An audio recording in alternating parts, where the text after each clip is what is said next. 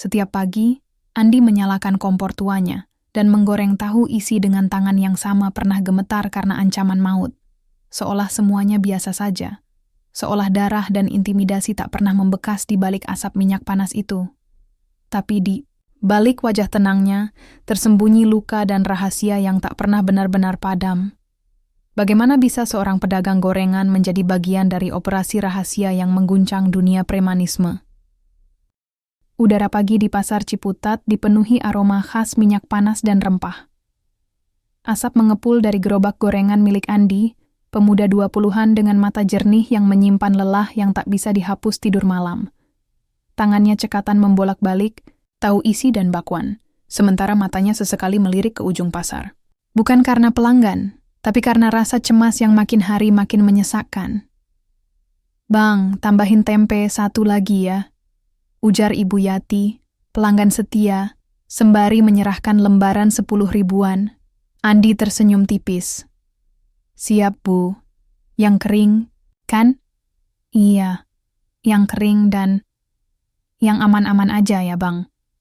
Nada suaranya merendah, lalu matanya melirik ke belakang Andi, ke arah 3 pria berbadan besar berbaju loreng-loreng ormas, yang sedang berdiri tak jauh dari sana, mengawasi gerobak-gerobak dagangan seperti singa lapar. Andi tak perlu menoleh, ia tahu siapa mereka. Anak buah Grip Berjaya. Preman berkedok ormas, menguasai pasar-pasar dengan dalih pengamanan. Tapi semua tahu, itu hanya kata lain dari pemerasan. Setiap Kamis mereka datang menagih iuran keamanan. Tak peduli seberapa kecil hasil dagang, semua pedagang harus menyetor. Andi, yang sejak remaja membantu ibunya berdagang, tahu bahwa menolak berarti mencari masalah. Tapi tetap saja, perut dan harga diri tak selalu sepakat. Setelah Ibu Yati pergi, Andi menarik napas panjang. Baru saja ia ingin menata ulang nampan gorengan, satu tangan kasar menepuk bahunya dari belakang. "Andi, lo belum bayar minggu lalu. Jangan bikin gue ulang ngomong." Suara itu berat dan licik, milik Ujang, salah satu preman Grip Berjaya yang paling aktif di lapangan. Andi menatapnya. "Dagangan lagi sepi, Bang. Anak-anak sekolah baru masuk, belum banyak yang jajan." Ujang mendekat, napasnya berbau rokok. "Gue gak peduli anak-anak lo sekolah atau enggak. Lo dagang di sini, berarti lo ikut aturan. Kalau enggak, ya, lo cari tempat lain. Atau gerobak ini bisa hilang besok pagi." Andi mengepalkan tangannya di balik gerobak. Ingin rasanya ia melawan, berteriak, melemparkan gorengan panas itu ke muka preman itu. Tapi suara ibunya di kepalanya mengingatkan. "Sabar, Ndik. Orang sabar panjang umur." Akhirnya, ia mengangguk pelan, menyerahkan selembar uang lusuh dari kaleng besi kecil di bawah gerobaknya. Hasil jualan pagi itu, nyaris semuanya. Hari mulai siang, dan Andi membereskan sisa dagangan dengan murung. Saat itulah, suara asing menyapanya. "Kamu, Andi ya?" Ia menoleh. Seorang pria berambut cepak dan berjaket lusuh berdiri di sisi gerobaknya. Sorot matanya tajam tapi tidak mengancam. "Siapa ya?" tanya Andi waspada. Pria itu mengeluarkan kartu tanda pengenal militer dengan cepat lalu menyelipkannya kembali. "Mayor Satrio, aku butuh bantuannya. Bukan sekadar soal gorengan, tapi tentang orang-orang itu. Grip Berjaya. Kami tahu kamu bukan cuma korban, kamu juga berani." Andi menatapnya dengan mata menyipit, bingung antara rasa takut dan penasaran. Hari itu, gorengan, Andi mungkin tak laku banyak, tapi hidupnya baru saja dilempar ke kuali yang jauh lebih panas. Andi masih belum bergerak dari tempatnya berdiri. Tangannya gemetar kecil saat menyeka sisa minyak di spatula. Kata-kata pria bernama Mayor Satrio tadi berputar di kepalanya seperti gema yang tak kunjung reda. "Kami tahu kamu bukan cuma korban, kamu juga berani." Kalimat itu membuat Andi merasa telanjang, seakan rahasia kecil dalam dadanya, amarah yang selama ini ia tekan terhadap ormas itu, telah dibaca habis oleh seseorang yang baru dikenalnya. Tapi siapa pria itu sebenarnya? Tentara? Polisi? Atau justru jebakan dari Grip Berjaya? Di rumah kontrakannya yang sempit, Andi menatap adik bungsunya, Rani, yang sedang menyusun buku pelajaran. Gadis itu baru kelas 2 SMP, dan satu-satunya alasan Andi masih bertahan berjualan walau kadang pulang hanya bawa sisa gorengan. "Mas, hari ini gorengannya nggak habis ya?" tanya Rani pelan. Andi mengangguk. "Iya Rani, tapi nggak apa-apa. Nanti malam Mas cari kerja tambahan." Padahal ia tahu tidak akan ada kerja tambahan malam itu. Yang ada adalah pertemuan rahasia. Satrio mengajaknya bertemu di sebuah warung kopi tua di dekat rel kereta, jam 9 malam. Ia berjanji akan menjelaskan semuanya, termasuk alasan kenapa Andi dipilih. Malam turun cepat di Tangerang Selatan. Jalanan sepi, hanya suara kendaraan sesekali melintas. Warung kopi itu nyaris tak tampak dari luar, hanya diterangi lampu kuning. Temaram Mayor Satrio duduk di pojokan, mengenakan topi dan jaket lusuh, seperti pria biasa. Tapi sorot matanya tetap sama, tenang namun tajam. "Duduk, Andi," katanya pelan. Andi duduk, menatap pria itu dalam diam. "Kami sedang menjalankan operasi bawah tanah. Targetnya, membongkar struktur dalam Ormas Grip Berjaya, termasuk para backingnya di pemerintahan lokal." Andi terdiam. "Terus, kenapa saya? Kamu tumbuh di sini. Kamu tahu siapa orang-orangnya. Kamu bukan aparat, jadi mereka nggak akan curiga. Kami butuh mata dan telinga dari dalam. Dan kalau kamu bersedia, kamu akan bantu lebih banyak orang daripada yang kamu pikir." Andi menggeleng perlahan. "Saya cuma tukang gorengan, Pak, bukan intel. Saya nggak ngerti mainan kayak begini." "Mayor." Satrio menyandarkan tubuh.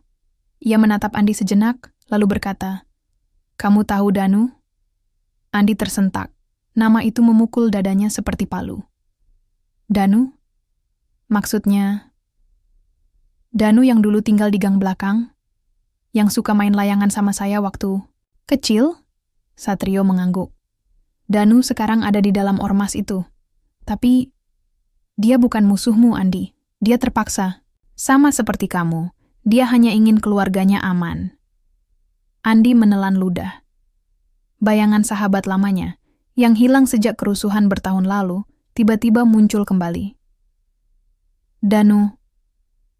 Jadi dia masih hidup dan sekarang terlibat. Dia tidak bisa keluar sendirian. Tapi kamu bisa jadi kuncinya." Andi memejamkan mata sesaat. Di luar, suara kereta malam melintas, seperti mengingatkannya bahwa waktu terus berjalan. Di satu sisi, hidupnya yang sederhana, penuh perjuangan dan ketakutan. Di sisi lain, jalan yang penuh risiko, tapi juga kemungkinan menyelamatkan banyak orang, termasuk sahabatnya. Ia membuka mata. "Kalau saya ikut, saya harus tahu semuanya, Pak. Termasuk, apa yang sebenarnya terjadi sama Danu." Mayor Satrio tersenyum tipis, lalu menggeser satu amplop coklat ke hadapan Andi. "Buka ini saat kamu sudah yakin. Tapi ingat, Andi, sejak detik ini, tidak ada jalan mundur." Andi menatap amplop itu.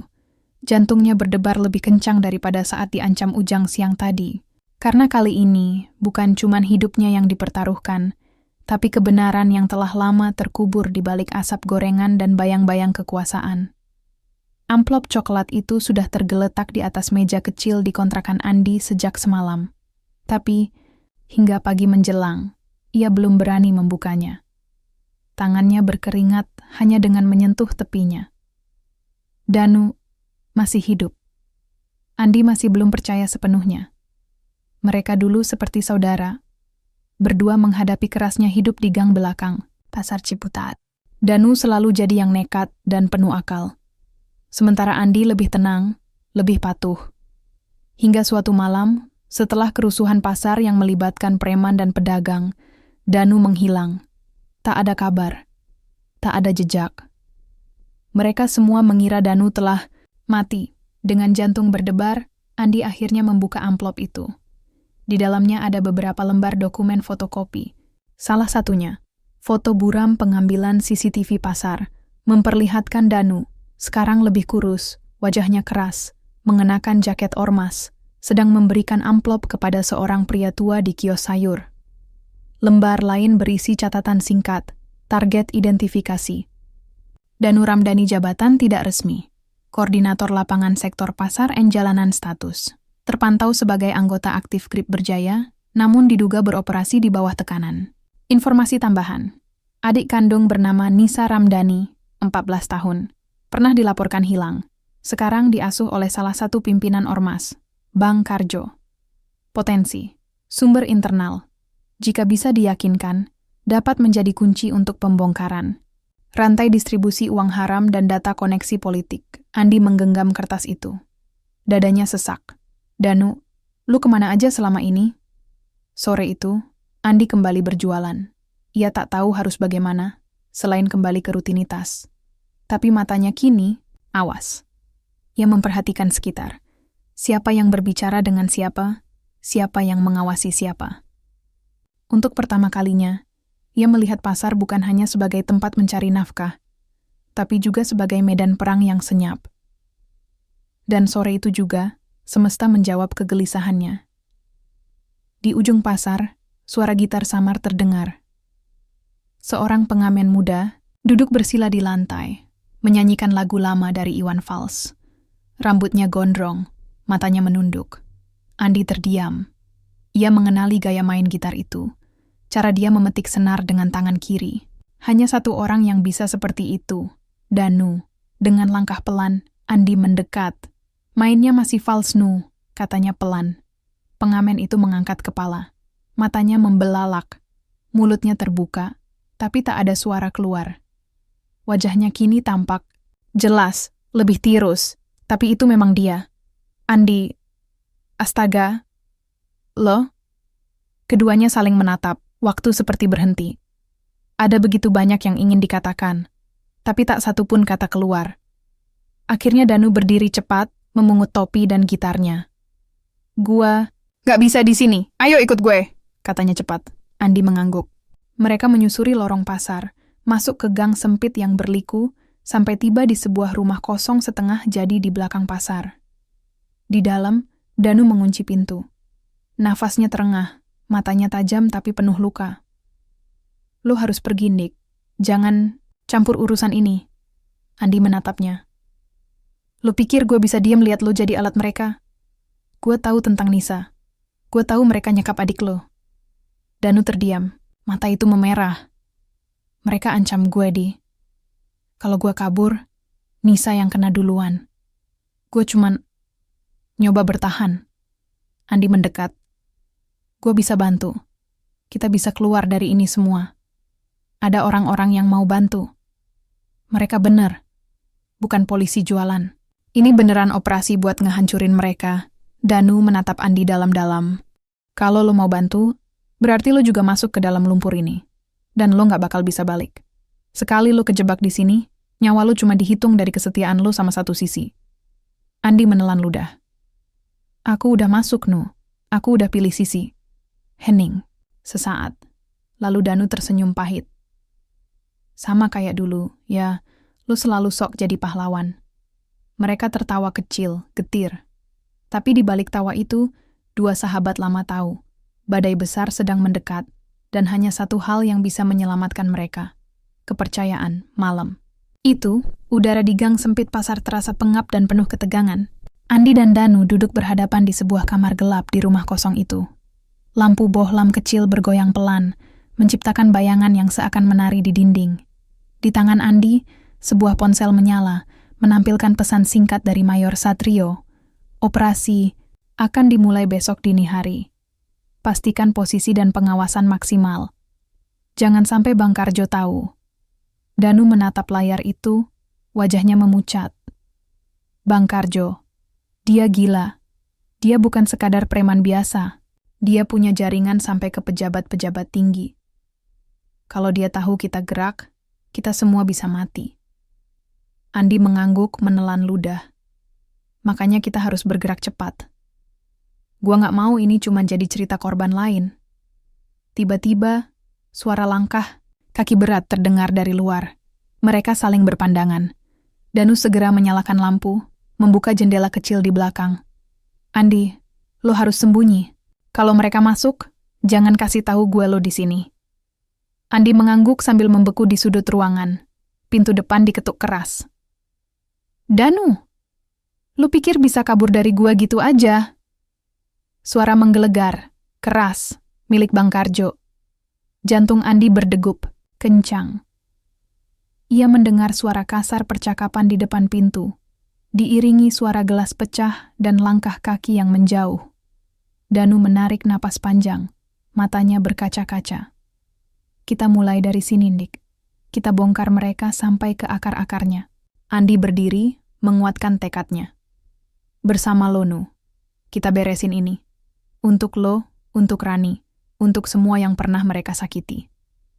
Malam itu, di bawah langit gelap Tangerang Selatan, dua sahabat lama bersatu kembali, siap menghadapi badai yang akan mengubah hidup mereka selamanya. Gelap malam menyelimuti pasar Ciputat, suara jangkrik dan sesekali deru kendaraan yang melintas, seolah tak mengganggu ketegangan yang dirasakan Andi dan Danu. Mereka bersama Mayor Satrio dan beberapa anggota operasi lain bersembunyi di balik tumpukan kayu di sebuah gudang tua dekat markas Grip Berjaya. "Waktu kita hampir habis," bisik Mayor Satrio. "Kita harus bergerak sekarang." Andi memegang erat tangan Danu, memberikan kekuatan yang dibutuhkan. Di balik wajah tenangnya, hatinya berdebar. Ini bukan hanya soal keberanian, tapi juga soal nyawa mereka dan seluruh komunitas yang telah lama menderita. Danu menatap ke arah pintu markas yang dijaga ketat oleh beberapa preman bertubuh besar. "Kita harus tembus ke ruang utama, ambil bukti, transfer dan dokumen ilegal yang mereka simpan," bisik Danu. "Tanpa itu, mereka bisa bebas lagi." Mayor Satrio memberi isyarat dan operasi dimulai. Dalam keheningan malam, langkah kaki mereka merayap di antara bayang-bayang. Andi berhasil menyelinap melewati para penjaga dengan bantuan Danu yang mengenal rute rahasia di dalam markas. Tiba-tiba, lampu sorot menyala terang. "Siapa di sana?" teriak seorang preman. Perkelahian pecah. Andi dan Danu saling backup, berjuang keras di tengah kebisingan dan kekacauan. Mayor Satrio memimpin anggota lainnya menahan serangan balik musuh. Di tengah keributan, Andi melihat sosok yang tak disangka. Bang Karjo muncul dengan wajah marah, membawa sebilah golok. "Lu pikir bisa main-main sama gue?" teriak Karjo. Andi dan Danu berhadapan dengan ancaman itu, sadar bahwa pertarungan ini bukan hanya soal kemenangan fisik, tapi juga harga diri dan masa depan mereka. Dengan keberanian yang tak terduga, Andi berhasil melumpuhkan salah satu penjaga dan meraih dokumen penting. Danu berusaha melindungi adiknya yang selama ini disekap di ruang bawah tanah markas. Akhirnya, mereka berhasil keluar dengan bukti yang cukup untuk membongkar Grip Berjaya. Saat sirine polisi meraung, Andi dan Danu saling bertukar pandang. Meski luka dan kelelahan membekas, ada harapan baru yang menyala di mata mereka. Pagi menyingsing dengan kabut tipis yang menggantung di sekitar pasar Ciputat. Namun, udara dingin bukan satu-satunya yang menggelayuti hati Andi dan Danu. Kemenangan dalam penggerebekan semalam belum sepenuhnya terasa manis. Justru bayang-bayang ancaman baru mulai mengintai. Di ruang kontrakan kecil, Andi duduk termenung, memandangi secarik surat dari pihak berwajib yang menyatakan bahwa bukti yang mereka bahwa sudah cukup untuk membuka penyelidikan resmi terhadap Ormas Grip Berjaya. Namun, ia tahu perjuangan belum selesai. Danu datang dengan wajah cemas. "Adik gua, Nisa, mereka bilang mau melepasnya. Tapi gua nggak percaya. Bang Karjo itu licik, bisa saja itu jebakan." Andi mengangguk. "Kita harus pastikan keselamatan Nisa dulu, Nu. Jangan sampai mereka pakai Nisa buat tekan lo atau Satrio." Ponsel Andi bergetar. Pesan masuk dari nomor tak dikenal. "Kalau kalian masih sayang nyawa, diam saja dan jangan ikut campur lagi." Danu meremas tangan Andi. "Mereka nggak main-main, Di. Ini perang yang nyata." Mayor Satrio menghubungi mereka beberapa menit kemudian. "Kita harus siapkan perlindungan untuk Nisa dan keluarga kalian. Aku sudah kontak teman-teman di kepolisian yang bisa dipercaya. Tapi kalian harus berhati-hati. Mereka punya mata di mana-mana." Malam harinya, Andi dan Danu berkumpul dengan beberapa relawan dan aparat terpercaya. Mereka merencanakan langkah selanjutnya, mengamankan Nisa, dan memberikan perlindungan sementara kepada keluarga Danu yang selama ini terancam. Namun, di balik perencanaan itu, Andi tak bisa menghilangkan rasa gelisahnya. Ia tahu, pertarungan ini bukan hanya soal kekuatan fisik atau strategi. Ini soal kepercayaan, keberanian, dan seberapa jauh ia rela melangkah demi sahabatnya dan komunitas yang ia cintai. Di balik tirai malam, bayang-bayang ancaman terus mengintai, siap menjatuhkan siapa saja yang berani melawan kekuasaan gelap Grip Berjaya. Langit malam menghitam sempurna di atas kawasan padat pinggiran Tangerang Selatan. Angin malam menggerakkan dedaunan dan plastik-plastik yang tersangkut di pagar-pagar. Di sebuah rumah tua 2 lantai yang konon milik kerabat lama Bang Karjo, Nisa disekap, dan malam itu penyelamatan dimulai. Andi, Danu, dan 2 anggota Intel dari tim Mayor Satrio bersembunyi di gang buntu, tak jauh dari rumah target. Danu gelisah. Tangannya berkeringat, meski udara menusuk dingin. Nisa takut gelap, bisiknya lirih. Dia paling benci dikurung. Dari kecil dia punya trauma. Andi menepuk bahunya. Kita bawa dia pulang malam ini, Nu. Kita sudahi semuanya. Satrio memberi aba-aba lewat radio. Tim bergerak dalam diam. Jalan masuk sempit, hanya ada 1 penjaga di depan, dan 2 lagi disebutkan berada di dalam rumah. Mereka menyusup lewat belakang. Danu memimpin, karena ia hafal struktur rumah lama itu. Ia dan Nisa pernah diajak Bang Karjo tinggal di situ sebelum semuanya berubah jadi kengerian. Di lantai atas, jeritan kecil terdengar. Nisa, gumam Danu. Gerakan jadi lebih cepat. 1 tembakan peredam melumpuhkan penjaga pertama. Andi dan Satrio melumpuhkan yang kedua di ruang tamu. Ketika mereka membuka pintu kamar di lantai atas, Nisa berjongkok di sudut ruangan, tangan terikat, tubuh gemetar. Nisa! Danu berlari memeluknya. Adiknya langsung menangis terseduh. Andi? Suara berat terdengar dari lorong. Bang Karjo. Dia muncul dari balik pintu belakang, wajahnya penuh amarah, membawa senjata tajam yang mengilap di bawah lampu redup. Saya udah anggap lo anak, Nu, dan lo balas gua kayak gini. Lo nggak punya hak atas hidup adik gua. Balas. Danu berdiri di depan Nisa.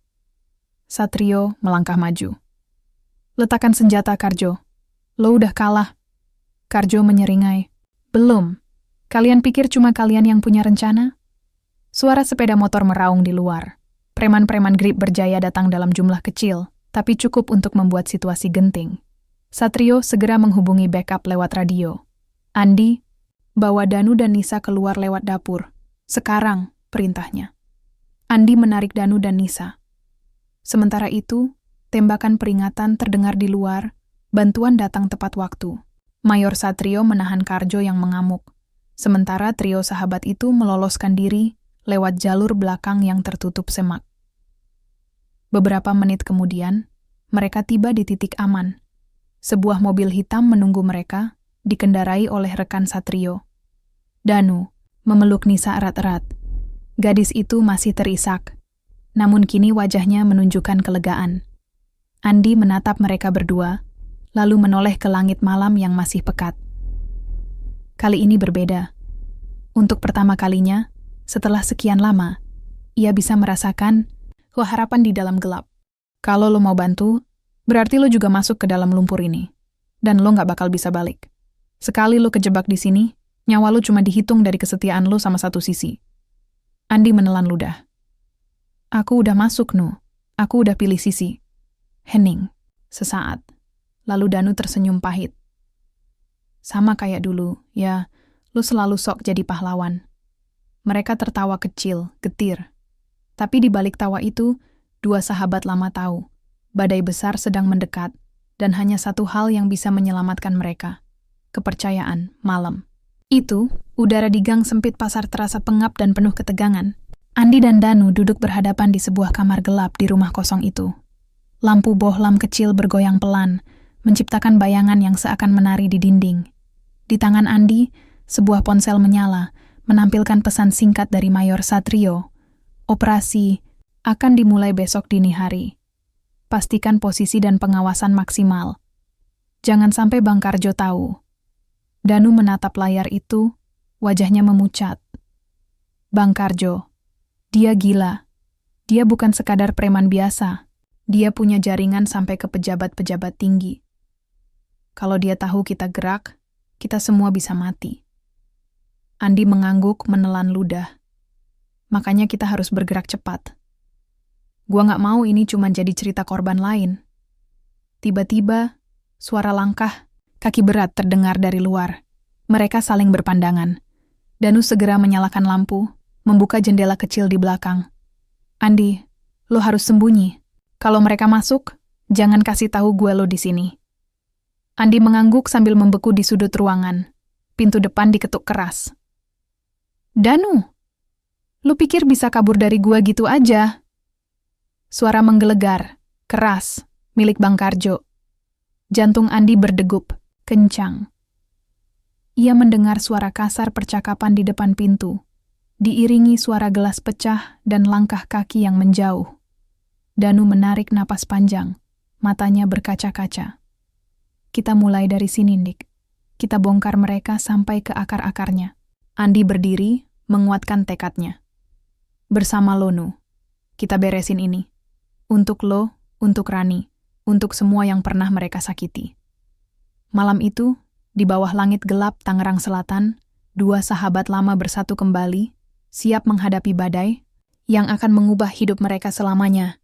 Gelap malam menyelimuti pasar Ciputat, suara jangkrik dan sesekali deru kendaraan yang melintas, seolah tak mengganggu ketegangan yang dirasakan Andi dan Danu. Mereka bersama Mayor Satrio dan beberapa anggota operasi lain bersembunyi di balik tumpukan kayu di sebuah gudang tua dekat markas Grip Berjaya. Waktu kita hampir habis, bisik Mayor Satrio. Kita harus bergerak sekarang. Andi memegang erat tangan Danu, memberikan kekuatan yang dibutuhkan. Di balik wajah tenangnya, hatinya berdebar. Ini bukan hanya soal keberanian, tapi juga soal nyawa mereka dan seluruh komunitas yang telah lama menderita. Danu menatap ke arah pintu markas yang dijaga ketat oleh beberapa preman bertubuh besar. Kita harus tembus ke ruang utama, ambil bukti, transfer dan dokumen ilegal yang mereka simpan, bisik Danu. Tanpa itu, mereka bisa bebas lagi. Mayor Satrio memberi isyarat dan operasi dimulai. Dalam keheningan malam, langkah kaki mereka merayap di antara bayang-bayang. Andi berhasil menyelinap melewati para penjaga dengan bantuan Danu yang mengenal rute rahasia di dalam markas. Tiba-tiba, lampu sorot menyala terang. "Siapa di sana?" teriak seorang preman. Perkelahian pecah. Andi dan Danu saling backup, berjuang keras di tengah kebisingan dan kekacauan. Mayor Satrio memimpin anggota lainnya menahan serangan balik musuh. Di tengah keributan, Andi melihat sosok yang tak disangka. Bang Karjo muncul dengan wajah marah, membawa sebilah golok. "Lu pikir bisa main-main sama gue?" teriak Karjo. Andi dan Danu berhadapan dengan ancaman itu. Sadar bahwa pertarungan ini bukan hanya soal kemenangan fisik, tapi juga harga diri dan masa depan mereka. Dengan keberanian yang tak terduga, Andi berhasil melumpuhkan salah satu penjaga dan meraih dokumen penting. Danu berusaha melindungi adiknya yang selama ini disekap di ruang bawah tanah markas. Akhirnya, mereka berhasil keluar dengan bukti yang cukup untuk membongkar Grip Berjaya. Saat sirine polisi meraung, Andi dan Danu saling bertukar pandang. Meski luka dan kelelahan membekas, ada harapan baru yang menyala di mata mereka. Pagi menyingsing dengan kabut tipis yang menggantung di sekitar pasar Ciputat. Namun, udara dingin bukan satu-satunya yang menggelayuti hati Andi dan Danu. Kemenangan dalam penggerebekan semalam belum sepenuhnya terasa manis. Justru bayang-bayang ancaman baru mulai mengintai. Di ruang kontrakan kecil, Andi duduk termenung, memandangi secarik surat dari pihak berwajib yang menyatakan bahwa bukti yang mereka bahwa sudah cukup untuk membuka penyelidikan resmi terhadap Ormas Grip Berjaya. Namun, ia tahu perjuangan belum selesai. Danu datang dengan wajah cemas. "Adik gua, Nisa, mereka bilang mau melepasnya. Tapi gua nggak percaya. Bang Karjo itu licik, bisa saja itu jebakan." Andi mengangguk. "Kita harus pastikan keselamatan Nisa dulu, Nu. Jangan sampai mereka pakai Nisa buat tekan lo atau Satrio." Ponsel Andi bergetar. Pesan masuk dari nomor tak dikenal. "Kalau kalian masih sayang nyawa, Diam saja dan jangan ikut campur lagi. Danu meremas tangan Andi. Mereka nggak main-main, Di. Ini perang yang nyata. Mayor Satrio menghubungi mereka beberapa menit kemudian. Kita harus siapkan perlindungan untuk Nisa dan keluarga kalian. Aku sudah kontak teman-teman di kepolisian yang bisa dipercaya. Tapi kalian harus berhati-hati. Mereka punya mata di mana-mana. Malam harinya, Andi dan Danu berkumpul dengan beberapa relawan dan aparat terpercaya. Mereka merencanakan langkah selanjutnya, mengamankan Nisa dan memberikan perlindungan sementara kepada keluarga Danu yang selama ini terancam. Namun, di balik perencanaan itu, Andi tak bisa menghilangkan rasa gelisahnya. Ia tahu, pertarungan ini bukan hanya soal kekuatan fisik atau strategi. Ini soal kepercayaan, keberanian, dan seberapa jauh ia rela melangkah demi sahabatnya dan komunitas yang ia cintai. Di balik tirai malam, bayang-bayang ancaman terus mengintai, siap menjatuhkan siapa saja yang berani melawan kekuasaan gelap Grip Berjaya. Langit malam menghitam sempurna di atas kawasan padat pinggiran Tangerang Selatan. Angin malam menggerakkan dedaunan dan plastik-plastik yang tersangkut di pagar-pagar. Di sebuah rumah tua 2 lantai yang konon milik kerabat lama Bang Karjo, Nisa disekap, dan malam itu penyelamatan dimulai. Andi, Danu, dan 2 anggota Intel dari tim Mayor Satrio bersembunyi di gang buntu, tak jauh dari rumah target. Danu gelisah. Tangannya berkeringat, meski udara menusuk dingin. Nisa takut gelap, bisiknya lirih. Dia paling benci dikurung. Dari kecil dia punya trauma. Andi menepuk bahunya. Kita bawa dia pulang malam ini, Nu. Kita sudahi semuanya. Satrio memberi aba-aba lewat radio. Tim bergerak dalam diam. Jalan masuk sempit, hanya ada 1 penjaga di depan, dan 2 lagi disebutkan berada di dalam rumah. Mereka menyusup lewat belakang. Danu memimpin, karena ia hafal struktur rumah lama itu. Ia dan Nisa pernah diajak Bang Karjo tinggal di situ sebelum semuanya berubah jadi kengerian. Di lantai atas, jeritan kecil terdengar. Nisa, gumam Danu. Gerakan jadi lebih cepat. 1 tembakan peredam melumpuhkan penjaga pertama. Andi dan Satrio melumpuhkan yang kedua di ruang tamu. Ketika mereka membuka pintu kamar di lantai atas, Nisa berjongkok di sudut ruangan, tangan terikat, tubuh gemetar. Nisa!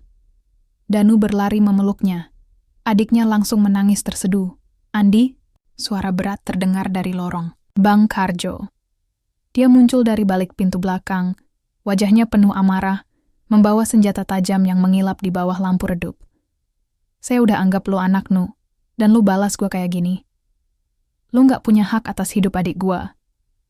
Balas. Danu berdiri di depan Nisa. Satrio melangkah maju. Letakkan senjata, Karjo. Lo udah kalah.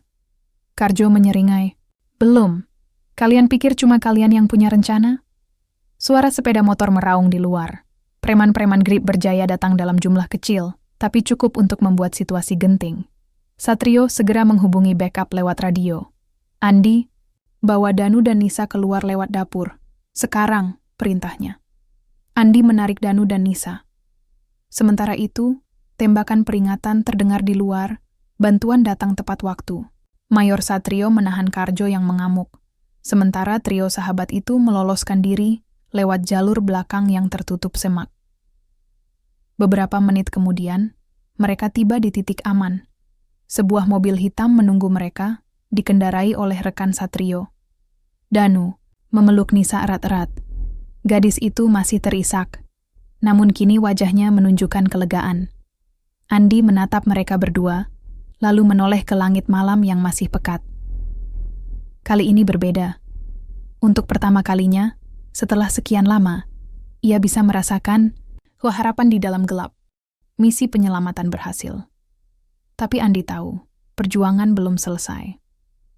Grip Berjaya boleh saja lumpuh malam ini, tapi luka yang mereka tinggalkan, rasa takut, trauma, dan kehilangan, masih mengendap di hati banyak orang. Namun satu hal pasti, malam itu, Andi bukan lagi hanya pedagang gorengan. Ia adalah pejuang bagi sahabat, keluarga, dan komunitasnya. Sudah seminggu sejak malam penyelamatan itu, tapi gema kejadian masih terasa di seluruh penjuru pasar. Grip Berjaya tidak lagi merajai lorong-lorong sempit, tapi bayangannya belum benar-benar. Sirna Bangkarjo kini ditahan di Polda Metro. Wajahnya sempat menghiasi berita lokal. Tokoh ormas terkenal tersangka pemerasan dan penyanderaan. Namun publik tahu, kasus seperti ini seringkali rumit. Terlalu banyak orang kuat yang tersangkut, terlalu banyak kepentingan. Andi duduk di kedai kopi sederhana di pinggir pasar, memandangi brosur bantuan hukum dan pendampingan trauma untuk pedagang kecil. Di sebelahnya, Danu menyeruput teh panas, sambil terus mengawasi Nisa yang sedang menggambar di bangku pojok. "Lo yakin kita aman sekarang?" tanya Danu pelan. Andi mengangguk, walau ragu. "Aman. Untuk sementara. Tapi bukan berarti kita bisa lengah." Danu menarik napas. "Kadang gue masih ngerasa mimpi. Dari pengamen jalanan, sekarang gue jadi saksi kunci." "Gila." Andi tertawa kecil. "Dari tukang gorengan jadi informan operasi rahasia. Dunia ini emang aneh. Tapi tawa mereka hanya sebentar.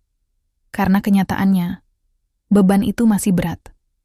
Beberapa pedagang masih takut buka lapak.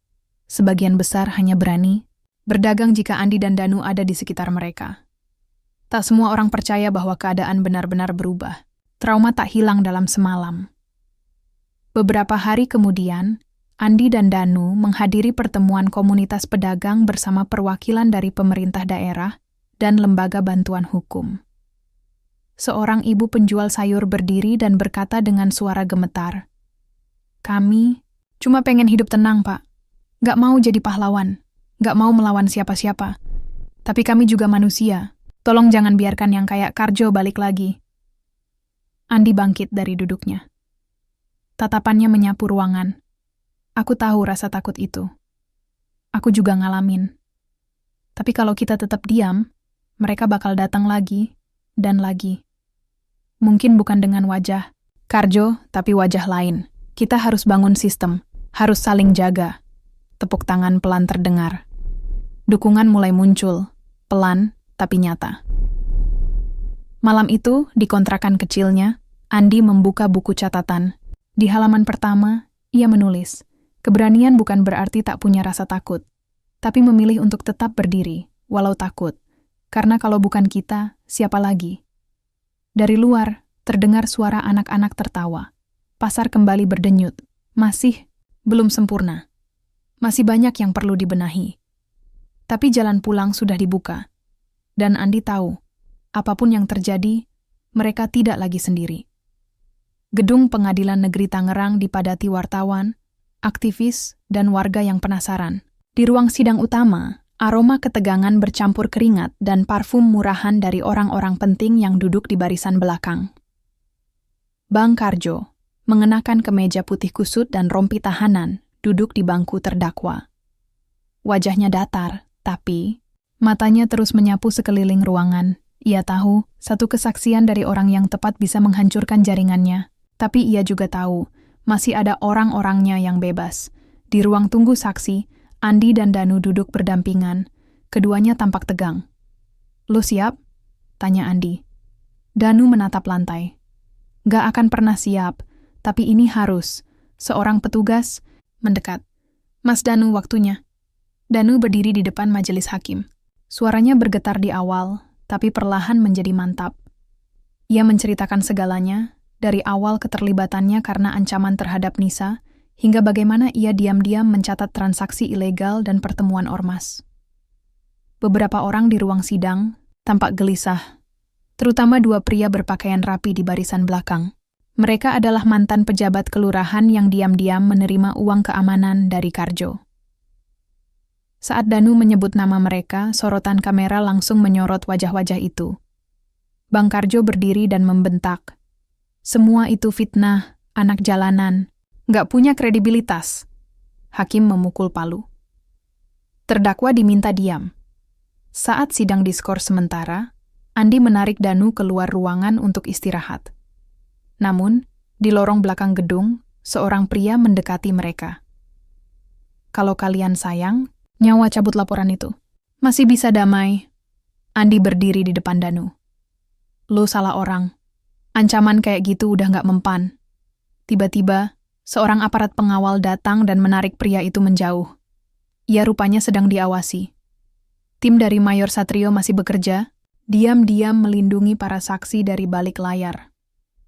Persidangan terus berlanjut selama 2 minggu, dan ketika akhirnya putusan dibacakan, ruangan itu menjadi sunyi. Terdakwa Karjo bin Mahfud divonis 14 tahun penjara dan dinyatakan bersalah atas pemerasan, penyanderaan, serta pengancaman terhadap warga sipil. Sebagian hadirin bersorak pelan, sebagian lagi menangis lega. Bang Karjo hanya menunduk. Untuk pertama kalinya, ia benar-benar terlihat kalah. Di luar pengadilan, Andi dan Danu berjalan berdampingan menuju pasar. "Lo nyesel, Nu?" tanya Andi. Danu menggeleng. "Nyesel gua nggak dari dulu buka suara. Tapi sekarang, gua bisa napas." Andi tersenyum. "Hari ini, kita menang. Bukan cuma karena Karjo masuk penjara, tapi karena kita nggak diam." Langit di atas mereka cerah. Dan meski masih banyak pekerjaan di depan, langkah pertama menuju masa depan yang lebih adil telah dimulai. Beberapa bulan telah berlalu sejak putusan pengadilan. Pasar Ciputat perlahan kembali menjadi tempat yang hidup, bukan hanya karena aktivitas jual beli, tapi karena rasa aman yang mulai tumbuh di antara lorong-lorongnya. Di lapak gorengan kecil di dekat pintu masuk pasar, Andi sibuk menggoreng tahu isi dan bakwan, seperti biasa. Tapi kali ini, senyumnya tidak lagi penuh beban. Ia melayani pelanggan sambil sesekali menyapa anak-anak yang lewat dengan lari-lari kecil. Mereka memanggilnya Bang Andi dengan suara riang. Danu kini membantu di pos layanan komunitas yang baru dibentuk. Tempat warga bisa melapor tanpa rasa takut. Ia juga menjadi narasumber untuk pelatihan pemuda tentang penyalahgunaan kekuasaan dan cara melawan kekerasan tanpa kekerasan. Nisa kembali bersekolah, dan lukanya perlahan sembuh dengan kasih sayang yang tak pernah berhenti dari sang kakak. Di tengah aktivitas pasar, Mayor Satrio datang berkunjung, mengenakan pakaian biasa, bukan seragam. Ia memesan gorengan dan duduk bersama Andi dan Danu. "Gimana hidup baru kalian?" tanyanya. Andi tertawa kecil. "Gak jauh beda. Masih panas minyak goreng sama panas politik pasar." Danu menimpali. "Tapi setidaknya sekarang kita nggak hidup dalam bayang-bayang." Satrio mengangguk. "Kadang yang paling sulit bukan lawan preman, tapi bangun keberanian di antara orang biasa. Tapi kalian buktiin, satu langkah bisa ubah banyak hal." Andi menatap ke arah ujung pasar, di mana papan kecil bertuliskan, "Pos Perlindungan Warga, jangan takut bersikap, kini berdiri." "Mimpi gue sederhana, Mas," kata Andi. "Asal anak gue nanti bisa jualan atau kerja tanpa ditagih. Preman gue udah cukup bahagia." Satrio tersenyum. Dan mimpi sederhana itulah yang bisa ubah dunia. Senja mulai turun, langit selatan berwarna keemasan. Andi membereskan lapaknya. Di wajahnya, tidak ada lagi bayangan ketakutan, hanya sisa minyak dan peluh dari kerja keras. Malam memang masih akan datang. Tapi di bawah langit selatan yang dulu penuh bayang-bayang, kini ada secercah cahaya. Dan selama ada orang-orang seperti Andi, Danu, dan warga yang tak mau diam, harapan akan terus hidup.